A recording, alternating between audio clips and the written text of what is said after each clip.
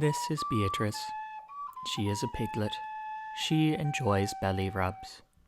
Beatrice has a job which she performs with her mother Alice. Pigs feed on roots by digging up the ground with their noses.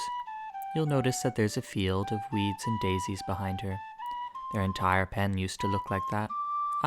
Time for belly rubs.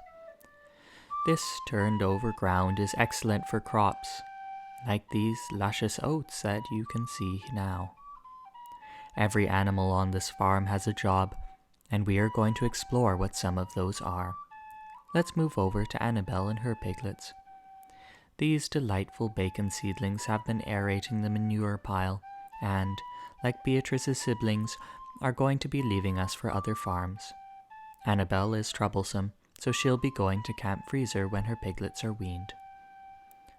Now for a quick stop at the duck pond with a lovely view of the barn on our way to the chickens. And here they are. These chickens are retired egg layers, and they have a special job.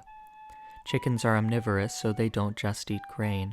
They eat things like worms and maggots too. There goes Antonio taking care of his flock. These fields are used to graze the cows. Flies lay eggs in the cow manure, making more flies which bite the cows.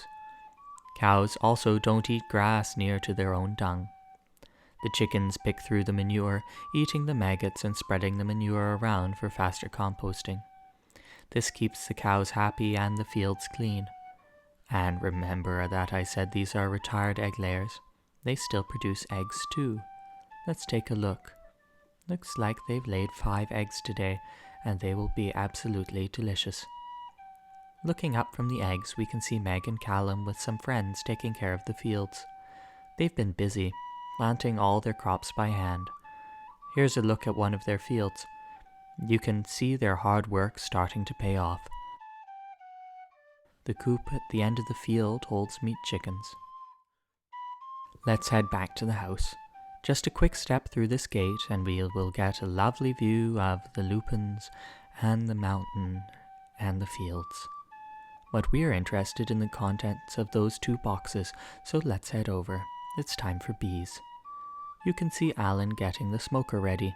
He's going to inspect the blue and yellow Langstroth hive. Langstroth hives are the conventional hive form and are ideal for industrial scale beekeeping. They have frames inside that the bees can build on.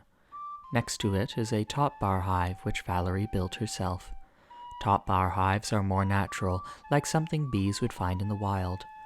The bees in this one just appeared one day as a swarm. Let's take a look inside. You can see the bars we put in for the bees to build on. The mesh is to keep the bees in just one part of the hive. We'll give them more space when they need it. The bees are calm today, so let's have a look at some of their comb.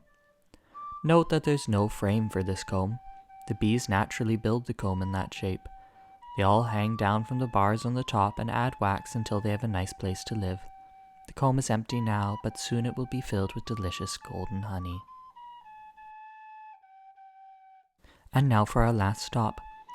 No farm would be complete without some big, beautiful bovines. These guys are boarding here from a local dairy farm.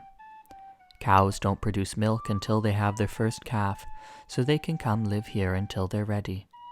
There's nothing quite like fresh cow milk, but you do have to make sure to shake it before pouring, otherwise you'll just get the cream. Little Angus is still being weaned, and his mom will leave when he's a bit more grown up. He's still a bit skittish, so let's go pet Tanya instead. You can see Pickles over there in the back. He's a nice boy and will be delicious. The cows in this field are here to mow the grass. They eat the bits the sheep don't. And speaking of sheep, here they are. The sheep provide wool, meat, and do some of their own mowing. Currently, they seem to be wanting to escape the cows. They're heading back up to the gate. We might let them go mow up there later. Anyway, that brings us to the end of our tour. Small local farms keep animals happy and healthy throughout their lives, but there's always work for everyone. There's no such thing as a free lunch. Thank you, everyone, for listening.